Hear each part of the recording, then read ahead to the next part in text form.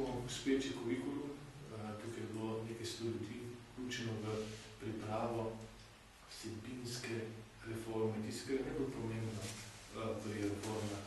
Niso samo zakoni, neke formalne strukture ali inštitucije, ampak sama vsebina, to je tisto, kar se posreduje dijakov učencev.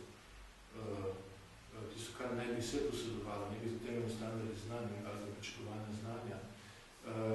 Veliko ljudi je strokovnjaka bilo vključenih v preteklih letih v to, se delo postopno, da se je koliko pripravljeno primer, da bi ga spremenili, oziroma uveljavili, pa vendar je minister ne kaže navede volje, da bi ga uveljavili.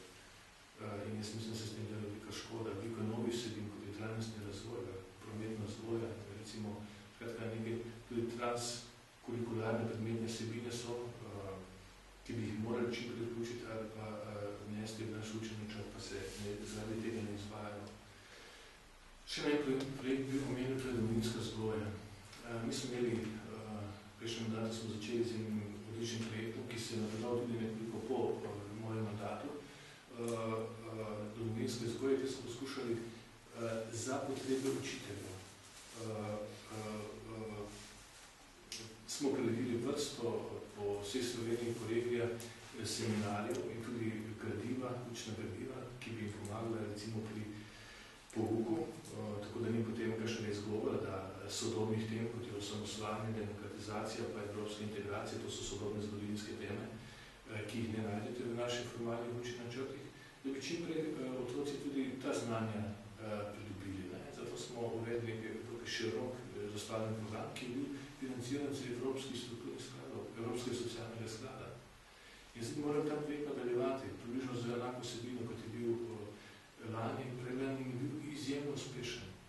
Veliko učiteljev je prihajalo na to, odlične ocene so bile, to so učitelji zgodovine, odlične ocene te seminarje so bile in vsi so se pohvalili, da so dobili izjemno dobre informacije za delo v razredu.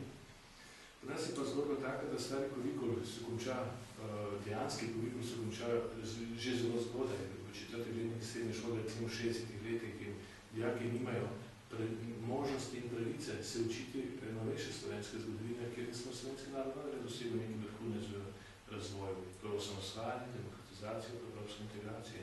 Da razumem te inertnosti in vseh teh ovir, ki jih nekateri postavljajo zato, da bi ne prikazali našim rodom novejšo slovensko zgodovino. Marsikdo se izgovarja, da je še primarna zgodovinska distanca, da lahko objektivno zakopali te pomembne zgodovinske procese, ampak vendarle, če pogledate kurikule drugih novonastalih demokracij, novonastalih držav Evrope ali pa članic Evropske unije, so kurikuli že zdavnaj spremenjeni, imajo močno nacionalno noto, morda premočno nacionalno noto, tako da so nekateri zgodovine Evrope želi govoriti o nujnosti denacionalizacije kurikulov nacionalnih. Mi smo pa druga skrajnost, praktično smo popolnoma zanemarili nekatere nacionalne vsebine in to je velika škoda. Zato se dela škoda, ker recimo ta projekt Lukšič, minister Lukšič eksplicitno zavrnil, da ne želi več sofinancirati, čeprav ga je mimo glede podporo celo predsednik države. In pa to, da se kurikuli ne izvajajo v praksi. Jaz mislim, da se na generacijah, šolajoče se generacije dela pomembna škoda, kolikor se vsebina ne bo posodabljala. Na področju mladine so uspeli tokrat pohvalu pripraviti področni zakon, medtem ko na področju športa zadeva ne funkcionira, vsega tistega dne naprej, ko so zamenjali vodstvo. Slabo napreduje projekt Planica, ki bi se morali biti že v jedru sredi pomembne faze gradnje. Slabo napreduje tudi drugi veliki projekti.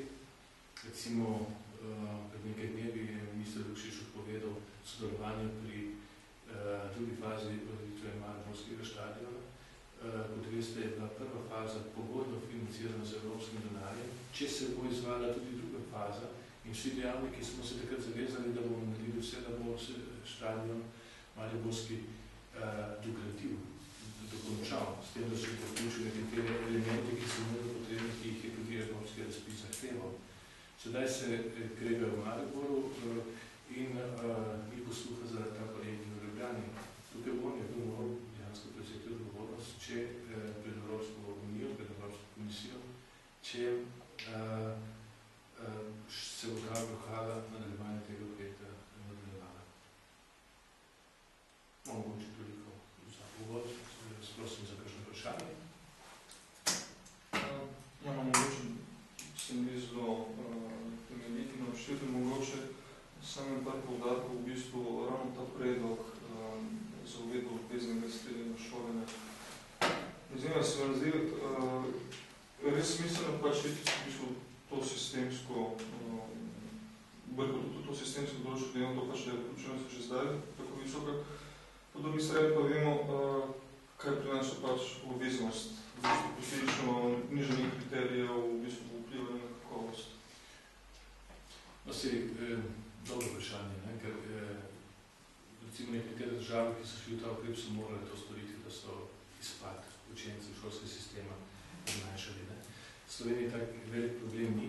Vendar je 2% dijakov, 2% dijakov, že zaradi te se splača potrebiti. Dejstvo pa je, da bi z nekim takim sistemom še omogočali boljši dostop dijakov do raznih smeri, ki pa moram poudariti, so že danes dokaj pluralne, različne. Imamo recimo gimnazije splošne in druge,